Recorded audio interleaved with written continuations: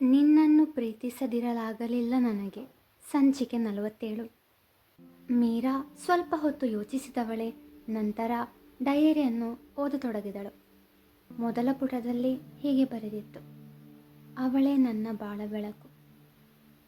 ನಾನು ಅಪ್ಪ ಅಮ್ಮನಿಗೆ ಒಬ್ಬನೇ ಮಗ. ನನ್ನಪ್ಪ ರೈತರಾಗಿದ್ದರು. ಅವತ್ತು ನಾವಿದ್ದದ್ದು ಬ್ರಹ್ಮಾವರ ಪಕ್ಕದ ಒಂದು ಹಳ್ಳಿಯಲ್ಲಿ. ನನಗೆ 3 ವರ್ಷ ಪ್ರಾಯ ಇರುವಾಗಲೇ ಹಾವಿನ ಕಡಿತದಿಂದ ಅಪ್ಪ ಪರಲೋಕ ಸೇರಿದರು. ಅಂದು ಅಮ್ಮ ಜೋರಾಗಿ ಅತ್ತಾಗ ನನಗದು ಯಾಕೆ ಎಂದು ತಿಳಿಯಲಿಲ್ಲ. ಅಪ್ಪ ಬಿಳಿ ವಸ್ತ್ರ ಧರಿಸಿ ಮಲಗಿದ್ದರು. ಅಪ್ಪ ಎದ್ದೇಳಿ ನನ್ನ ಜೊತೆ ಆಟ ಆಡಲ್ವಾ ಎಂದು ಕೇಳಿದಾಗ ಅಜ್ಜಿ ನನ್ನನ್ನು ಎತ್ತಿಕೊಂಡು ಅಪ್ಪ ದೇವರ ಹತ್ರ ಹೋಗಿದ್ದಾರೆ ಎಂದಾಗ, ಮತ್ತ್ಯಾಕವರು ಮಾತಾಡ್ತಿಲ್ಲ, ಯಾವಾಗ ಮತ್ತೆ ಬರುವುದು ಎಂದು ಕೇಳಿದಾಗ ಅಜ್ಜಿ ಅಳುತ್ತಾ, ದೇವರ ಹತ್ತಿರ ಹೋಗುವಾಗ ಮಾತನಾಡಬಾರ್ದು ಪುಟ್ಟ. ಅಪ್ಪ ವಾಪಸ್ ಬರಲು ತುಂಬ ವರ್ಷ ಆಗಬೇಕು. ಆಗ ನೀನು ಬೆಳೆದು ದೊಡ್ಡವನಾಗಿ ಉದ್ಯೋಗದಲ್ಲಿ ಇರ್ತೀಯ. ಆಮೇಲೆ ನಿನ್ನ ರಾಜಕುಮಾರಿಯನ್ನು ಮದುವೆಯಾಗಿ ನಿನಗೆ ಪಾಪು ಹುಟ್ಟುತ್ತದೆ ಅಲ್ವಾ? ಆ ಪಾಪು ನಿಮ್ಮಪ್ಪನೇ ಪುಟ್ಟ ಎಂದರು. ಏನೂ ಅರಿಯದ ವಯಸ್ಸು ಅದು. ನನ್ನ ಅಪ್ಪ ನನ್ನ ಪಾಪುವಾಗಿ ಬರ್ತಾರೆ ಎಂದು ಸಂತೋಷದಿಂದ ಕುಣಿದಾಡಿದೆ. ಸಂಬಂಧಿಕರು ಅಂದು ಬಂದು ಕಣ್ಣೀರು ಹಾಕಿ ಹೋದರಲ್ಲದೆ ನಮ್ಮ ಕಡೆಗೆ ಎಂದಿಗೂ ಹಿಂದಿರುಗಿ ನೋಡಲಿಲ್ಲ. ತುಂಬ ದಿನಗಳ ಬಳಿಕ ಅಜ್ಜಿ ಕೂಡ ನಮ್ಮನ್ನು ಅಗಲಿದರು. ನನಗಮ್ಮ, ಅಮ್ಮನಿಗೆ ನಾನು. ಇಷ್ಟೇ ನನ್ನ ಪ್ರಪಂಚ ಆಯಿತು. ಅಮ್ಮ ಅಳುವಾಗ ನಾನು ಹೇಳ್ತಿದ್ದೆ, ಅಮ್ಮ ಅಳಬೇಡ ಅಮ್ಮ, ನಿನಗೆ ನಾನಿದ್ದೇನೆ. ನಿನಗೆ ಗೊತ್ತಾ ಅಜ್ಜಿ ಏನು ಹೇಳಿದರು ಅಂತ?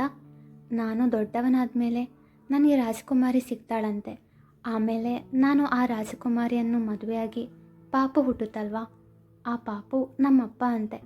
ನೀನು ಅನ್ಬೇಡಮ್ಮ, ಅಪ್ಪ ಮತ್ತೆ ದೇವರ ಹತ್ರದಿಂದ ವಾಪಸ್ ಬರ್ತಾರೆ ಎಂದಾಗ ಅಮ್ಮ ನನ್ನನ್ನು ಗಟ್ಟಿಯಾಗಿ ತಪ್ಕೊಂಡು, ಇನ್ನು ಮುಂದೆ ಅಳೋದಿಲ್ಲ ಕಂದ, ನಂಗೆ ನೀನು, ನಿನ್ಗೆ ನಾನು, ಖುಷಿಯಾಗಿ ಬಾಳೋಣ. ಖಂಡಿತ ನಿನಗೆ ರಾಜಕುಮಾರಿ ಸಿಗ್ತಾಳೆ ಎಂದು ಹೇಳಿ ಅಮ್ಮ ಲಾಲಿ ಹಾಡಿ ನನ್ನನ್ನು ಅವಳ ತೊಡೆಯ ಮೇಲೆ ಮಲಗಿಸಿದಳು. ಅವತ್ತಿಂದ ಅಮ್ಮ ಬದುಕಿದ್ದು ನನಗೋಸ್ಕರ. ಕೃಷಿ ಭೂಮಿಯಲ್ಲಿ ಕೃಷಿ ಮಾಡಿ ತುಂಬ ಕಷ್ಟಪಟ್ಟು ನನ್ನನ್ನು ಬೆಳೆಸಿದಳು. ನಾನು ಶಾಲೆಗೆ ಹೋಗುವಾಗ ಎಲ್ಲರೂ ತಮ್ಮ ಅಪ್ಪಂದಿರ ಜೊತೆ ಬರೋರು. ಮೀಟಿಂಗ್ ಇರುವಾಗ ಎಲ್ಲರ ತಂದೆ ಬಂದರೆ ನನ್ನ ಅಮ್ಮ ಬರೋಳು. ಆವಾಗ ಅಪ್ಪನನ್ನು ತುಂಬ ಮಿಸ್ ಮಾಡ್ಕೋತಿದ್ದೆ. ಹೀಗೆ ಒಂದಿನ ನಾನು ಬೇಸರದಲ್ಲಿ ಕುಳಿತಿರುವಾಗ ಒಬ್ಬರು ಅಂಕಲ್ ಬಂದು ನನ್ನನ್ನು ಮಾತಾಡಿಸಿದರು. ನನ್ನ ದುಃಖದ ಕಾರಣವನ್ನು ವಿಚಾರಿಸಿದವರೇ ನನ್ನನ್ನು ಸಮಾಧಾನಪಡಿಸಿದರು. ನನಗೆ ಧೈರ್ಯ ತುಂಬಿದರು. ಅವರು ಬೇರೆ ಯಾರೂ ಅಲ್ಲ, ಅಭಿಯ ತಂದೆ ಪ್ರತಾಪ್ ಅಂಕಲ್. ಆಮೇಲೆ ನಾನು ಅಭಿ ಪ್ರಾಣ ಸ್ನೇಹಿತರಾದ್ವಿ. ಸಂತೋಷದಿಂದ ತುಂಬಿದ್ದವು ಆ ದಿನಗಳು. ಅವನಿಗೆ ಅಮ್ಮ ಇರಲಿಲ್ಲ. ನನ್ನಮ್ಮ ಅವನನ್ನು ತಮ್ಮ ಮಗನಂತೆ ಪ್ರೀತಿ ಮಾಡ್ತಿದ್ಲು. ನನಗೆ ತಂದೆ ಪ್ರೀತಿ ಅಭಿ ತಂದೆಯಿಂದ ಸಿಗ್ತಿತ್ತು. ಆಮೇಲೆ ಅವರು ವಿದೇಶಕ್ಕೆ ಹೋದರು. ಅಭಿ ನಮ್ಮ ಜೊತೆ ನಮ್ಮ ಮನೆಯಲ್ಲಿದ್ದ. ನಾನು ಬೇರೆ ಯಾರ ಹತ್ರ ಕೂಡ ಮಾತಾಡ್ತಾ ಇರಲಿಲ್ಲ. 10ನೇ ತರಗತಿ ತನಕ ಜೊತೆಗೆ ಓದಿದ್ವಿ. ಆದರೆ ಆಮೇಲೆ ಪ್ರತಾಪ್ ಅಂಕಲ್ ಬಂದವರೇ ಅಭಿಯನ್ನು ತನ್ನ ಜೊತೆ ಕರೆದೊಯ್ಯೋ ವಿಷಯ ಹೇಳಿದಾಗ ನಾನು ಒಂಟಿ ಅದೇ ಅನಿಸಿತು. ಇಷ್ಟು ದಿನ ಜೊತೆಗಿದ್ದ ಪ್ರಾಣ ಸ್ನೇಹಿತ ಇಲ್ಲದೆ ನಾನು ಒಂಟಿಯಾಗು ಎಂದು ಯೋಚಿಸುತ್ತಿರುವಾಗ ಅಭಿ ಜೊತೆ ನನ್ನನ್ನು ಕರೆದೊಯ್ಯುವ ಬಗ್ಗೆ ಹೇಳಿದರು. ಆದರೆ ಅಮ್ಮನನ್ನು ಒಬ್ಬಳೇ ಬಿಟ್ಟು ಹೋಗುವ ಮನಸ್ಸು ನನಗಿರಲಿಲ್ಲ. ಅದಕ್ಕೆ ನಾನು ಅದನ್ನು ನಿರಾಕರಿಸಿದೆ. ಅಭಿಯು ತುಂಬ ಬೇಸರಗೊಂಡಿದ್ದ. ಆದರೆ ಅವನ ಉತ್ತಮ ಭವಿಷ್ಯಕ್ಕೆ ಇದು ತುಂಬ ಅವಶ್ಯಕ. ದೂರವಿದ್ದರೇನಂತೆ, ಫೋನ್ ಮೂಲಕ ಸಂಪರ್ಕಿಸಬಹುದಲ್ವಾ ಎಂದು ಸಮಾಧಾನಿಸಿ ಸಂತೋಷದಿಂದ ಬೀಳ್ಕೊಟ್ಟೆ. ಮುಂದಿನ ವಿದ್ಯಾಭ್ಯಾಸಕ್ಕೆ ಮಂಗಳೂರಿಗೆ ಹೋಗಬೇಕಾಯಿತು. ಅಮ್ಮನನ್ನು ಬಿಟ್ಟು ಒಬ್ಬನೇ ಹೋಗುವ ಮನಸ್ಸಿರಲಿಲ್ಲ. ಆದರೆ ಅಮ್ಮ ಹೋಗಲೇಬೇಕೆಂದು ಹಠ ಹಿಡಿದಾಗ ನನಗೆ ಬೇರೆ ದಾರಿ ತೋಚದೆ ಹೋಗಲು ಒಪ್ಪಿದೆ. ಆದರೆ ಭಾನುವಾರ ಹಾಗೂ ಎಲ್ಲ ರಜಾ ದಿನಗಳಲ್ಲಿ ಊರಿಗೆ ಬರುವೆ ಎಂದು ಹೇಳಿದಾಗ ಅದಕ್ಕೆ ಅಮ್ಮ ಸಮ್ಮತಿಸಿದಳು. ಅಮ್ಮ ಕೃಷಿ ಮಾಡುವುದರ ಜೊತೆಗೆ ಬಟ್ಟೆ ಹೊಲಿಯುವುದು ಮಾಡುತ್ತಿದ್ದಳು. ಆದುದರಿಂದ ನಮ್ಮ ಜೀವನ ರೀತಿ ಮೊದಲಿಗಿಂತಲೂ ಉತ್ತಮವಾಗಿತ್ತು. ಮೊದಲ ಸಲ ಅಮ್ಮನನ್ನು ಒಬ್ಬಳೇ ಊರಲ್ಲಿ ಬಿಟ್ಟು ನಾನು ಮಂಗಳೂರಿನ ದಾರಿ ಹಿಡಿದೆ. ಅಲ್ಲಿ ಯಾರ ಪರಿಚಯವೂ ಇರಲಿಲ್ಲ. PG ಒಂದರಲ್ಲಿ ತಂಗಲು ತೀರ್ಮಾನಿಸಿದೆ. ಅವತ್ತು ನನ್ನ ಫಸ್ಟ್ PUCಯ ಮೊದಲನೇ ದಿನ. ಅದು ಕಾಲೇಜ್ ಆಗಿರಲಿಲ್ಲ. ಯಾಕೆಂದರೆ ಅಲ್ಲಿ 1ರಿಂದ ಸೆಕೆಂಡ್ PUC ತನಕ ತರಗತಿಗಳು ಇದ್ದವು. ನಾನಲ್ಲಿ ಹೋದಾಗ ಶಾಲಾ ಮಕ್ಕಳು ಅತ್ತಿಂದಿತ್ತ ಓಡಾಡುತ್ತಿದ್ದರು. ನನ್ನ ಶಾಲಾ ದಿನಗಳು ನೆನಪಾದವು. ಅಭಿಯನ್ನು ತುಂಬ ಮಿಸ್ ಮಾಡ್ತಿದ್ದೆ. ಎಲ್ಲರೂ ತಮ್ಮ ತಮ್ಮ ಸ್ನೇಹಿತರೊಡನೆ ಇರುವಾಗ ನನಗೆ ಒಂಟಿತನ ಕಟ್ತಿತ್ತು. ನನ್ನ ಕ್ಲಾಸ್ ಹುಡುಕುತ್ತಾ ಹೋಗ್ತಿದ್ದೆ. ಆವಾಗ ನನ್ನ ಮುಂದೆ 3 ಪುಟ್ಟ ಹುಡುಗಿಯರು ನಡೆದುಕೊಂಡು ಬರುತ್ತಿದ್ದರು. ಅದರಲ್ಲಿ ಒಂದು ಹುಡುಗಿಯ ನಗು ನನಗೆ ತುಂಬ ಇಷ್ಟ ಆಯಿತು.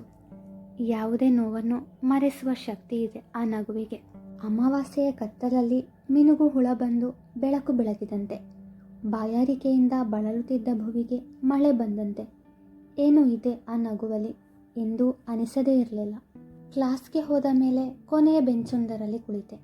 ಮನಸ್ಸು ತುಂಬ ಅವಳ ನಗುವೆ ತುಂಬಿತ್ತು. ಅವಳು 6ನೇ ತರಗತಿ ಇರಬಹುದೇನೋ. ಎಷ್ಟು ಮುದ್ದಾಗಿದ್ದಳು. ಅವತ್ತು ಅಜ್ಜಿ ಹೇಳುತ್ತಿದ್ದ ರಾಜಕುಮಾರಿ ಅವಳೇ ಇರಬಹುದಾ ಎಂದೆಲ್ಲ ಯೋಚಿಸುತ್ತಿರುವಾಗ ಅಧ್ಯಾಪಕರು ಬಂದವರೇ ಎಲ್ಲರನ್ನೂ ತುಂಬ ಪ್ರೀತಿಯಿಂದ ಮಾತನಾಡಿಸಿದರು. ಪ್ರತಿಯೊಬ್ಬರೂ ಅವರವರ ಹೆಸರು ಹೇಳಿ ತಮ್ಮ ತಮ್ಮ ಪ್ರತಿಭೆ ಏನಿದೆಯೋ ಅದನ್ನು ಪ್ರದರ್ಶಿಸಲು ಅವಕಾಶವನ್ನು ಒದಗಿಸಿಕೊಟ್ಟರು. ಹಾಗೂ ನಮ್ಮಲ್ಲಿನ ಪ್ರತಿಭೆಯನ್ನು ಮೊದಲು ಗುರುತಿಸಿದವರು ಯಾರು ಎಂದು ಹೇಳಲು ಹೇಳಿದರು. ತರಗತಿಯಲ್ಲಿ ಒಬ್ಬರಿಗಿಂತೊಬ್ಬರು ಪ್ರತಿಭಾವಂತರಾಗಿದ್ದರು. ಹಾಡು, ನೃತ್ಯ, ಅಭಿನಯ, ಮಿಮಿಕ್ರಿ ಹೀಗೆ ಹಲವಾರು ಪ್ರತಿಭೆಯನ್ನು ಪ್ರದರ್ಶಿಸಿದರು. ನಾನು ಮೊದಲು ಹಿಂಜರಿಯುತ್ತಿದ್ದೆ. ಆಮೇಲೆ ಅಧ್ಯಾಪಕರು ಹಾಗೂ ಸಹಪಾಠಿಗಳು ಪ್ರೋತ್ಸಾಹ ನೀಡಿದರು. ಅಮ್ಮ ನನಗೆ ಚಿಕ್ಕ ವಯಸ್ಸಲ್ಲೇ ಹಾಡುವುದನ್ನು ಕಲಿಸಿದ್ದಳು. ನಾನು ಯಶ್ ಅವರ ಚೆಂದುಟಿಯ ಪಕ್ಕದಲ್ಲಿ ಎಂಬ ಹಾಡನ್ನು ಹಾಡಿದೆ. ಹಾಡು ಮುಗಿದಾಗ ಎಲ್ಲರೂ ಚಪ್ಪಾಳೆ ತಟ್ಟಿ ಪ್ರೋತ್ಸಾಹ ನೀಡಿದರು. ತುಂಬ ಖುಷಿಯಾಯಿತು. ಮೊದಲನೇ ಸಾರಿ ಅಭಿಯನ್ನು ಬಿಟ್ಟು ಬೇರೆಯವರು ನನಗೆ ಪ್ರೋತ್ಸಾಹ ನೀಡುತ್ತಿರುವುದು. ಎಲ್ಲರೂ ಬೇಗ ಸ್ನೇಹಿತರಾದೆವು. ಬೆಸ್ಟ್ ಫ್ರೆಂಡ್ ಅನ್ನುವುದಕ್ಕಿಂತ ಎಲ್ಲರೂ ಫ್ರೆಂಡ್ಸ್ ಆಗಿದ್ದರು. ಅವರೆಲ್ಲರೂ ದಿ ಬೆಸ್ಟ್ ಆಗಿದ್ದರು. ಒಂಟಿಯಾಗಿದ್ದೆ ಎಂಬ ಅನಿಸಿಕೆ ದೂರವಾಯಿತು. ಜೀವನದಲ್ಲಿ ಸಂತೋಷದ ಕ್ಷಣಗಳು ಮರಳಿ ಬಂದವು. ಎಲ್ಲದಕ್ಕೂ ಕಾರಣ ಆ ನಗುಮುಖದ ಹುಡುಗಿ, ನನ್ನ ರಾಜ್ಕುಮಾರಿ ಅನಿಸಿತು. ಅವಳನ್ನು ಕಂಡ ಕ್ಷಣದಿಂದ ನನ್ನ ಜೀವನವೇ ಬದಲಾಯಿತು. ನನಗೂ ಅವತ್ತು ಹದಿಹರೆಯದ ವಯಸ್ಸು. ಆ ವಯಸ್ಸಲ್ಲಿ ಆಕರ್ಷಣೆ ಹುಟ್ಟುವುದು ಸಹಜ. ನನಗೆ ಅವಳ ಮೇಲೆ ಆಕರ್ಷಣೆ ಇರಬಹುದು. ಪ್ರೀತಿಯೇ ಆಗಿದೆ ಎಂದು ಹೇಗೆ ಹೇಳುವೆ ಎಂದು ನೀವು ಪ್ರಶ್ನಿಸಬಹುದು. ಆದರೆ ಅದು ಆಕರ್ಷಣೆಯಲ್ಲ, ಪ್ರೀತಿ ಎಂಬುದು ಖಚಿತ. ಕಾರಣ, ಹಿಂದೆ ನಿದ್ದೆ ಬರದ ರಾತ್ರಿಗಳಲ್ಲಿ ಅಮ್ಮ ನನಗೆ ಕತೆ ಹೇಳ್ತಿದ್ಲು. ನಾನು ಅದನ್ನು ಕೇಳ್ತಾ ಮಲಗುತ್ತಿದ್ದೆ. ಹಾಗೆ ಒಂದಿನ ಅಮ್ಮ ಸೀತಾ ಕಲ್ಯಾಣದ ಕತೆ ಹೇಳ್ತಿರುವಾಗ ನಾನು ಅಮ್ಮನಲ್ಲಿ ಹೇಳಿದೆ, ಸೀತೆ ಹಾಗೂ ಶ್ರೀರಾಮ ಇಬ್ಬರಿಗೂ ಮೊದಲ ನೋಟದಲ್ಲಿಯೇ ಪ್ರೀತಿಯಾಗಿತ್ತು. ಆದರೆ ಒಬ್ಬರನ್ನು ನೋಡಿದ ಕೂಡಲೇ ಅದು ಹೇಗೆ ಪ್ರೀತಿ ಹುಟ್ಟುತ್ತೆ? ಅವರು ಯಾರು, ಏನು, ಅವರ ಸ್ವಭಾವ ಇದೆಲ್ಲ ತಿಳಿಯುವುದು ಬೇಡವೇ ಎಂದಾಗ ಅಮ್ಮ ಹೇಳಿದ್ಲು, ಪ್ರೀತಿ ಅನ್ನುವುದು ಹೇಳಿ ಕೇಳಿ ಹುಟ್ಟುವುದಲ್ಲ ಕಣೋ. ಸೀತೆ ಹುಟ್ಟಿದ್ದೆ ಶ್ರೀರಾಮನಿಗಾಗಿ. ಪತಿ ಇರುವಲ್ಲಿ ಪತ್ನಿ ಇರ್ತಾಳೆ. ಮಹಾವಿಷ್ಣು ಶ್ರೀರಾಮನ ಅವತಾರವೆತ್ತಿದಾಗ ಲಕ್ಷ್ಮೀದೇವಿ ಸೀತೆಯಾಗಿ ಭೂಮಿಯಲ್ಲಿ ಜನಿಸಿದಳು. ಯಾರು ಯಾರಿಗೆ ಸೇರಬೇಕು ಎಂಬುದು ಆ ಭಗವಂತ ಮೊದಲೇ ನಿಶ್ಚಯಿಸಿರುತ್ತಾನೆ. ಅದನ್ನು ತಪ್ಪಿಸಲು ಯಾರಿಂದಲೂ ಸಾಧ್ಯವಿಲ್ಲ. ನಿಷ್ಕಲ್ಮಶ ಮನಸ್ಸಿನಲ್ಲಿ ಮಾತ್ರ ಪ್ರೀತಿ ಹುಟ್ಟಲು ಸಾಧ್ಯ. ಆದುದರಿಂದಲೇ ನಮ್ಮವರು ಕಣ್ಣೆದುರಿಗೆ ಬಂದಾಗ ನಮಗೆ ತಿಳಿಯುತ್ತದೆ.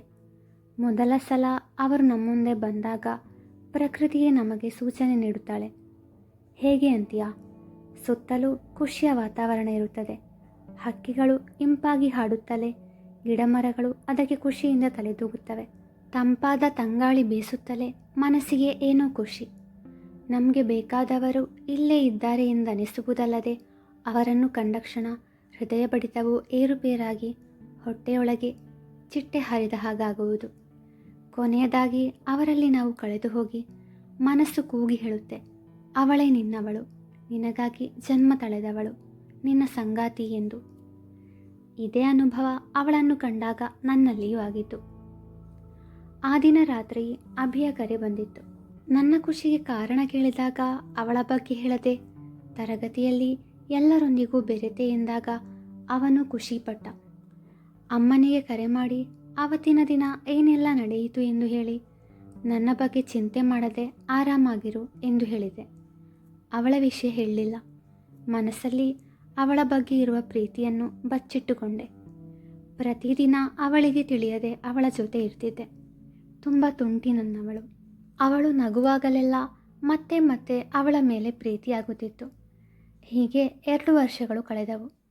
ಅವಳ ಮೇಲಿನ ಪ್ರೀತಿಯಲ್ಲಿ ಕಿಂಚಿತ್ತೂ ಬದಲಾವಣೆ ಆಗಲಿಲ್ಲ. ಪ್ರೀತಿ ಹೇಳುವ ವಯಸ್ಸು ಅದಾಗಿರಲಿಲ್ಲ.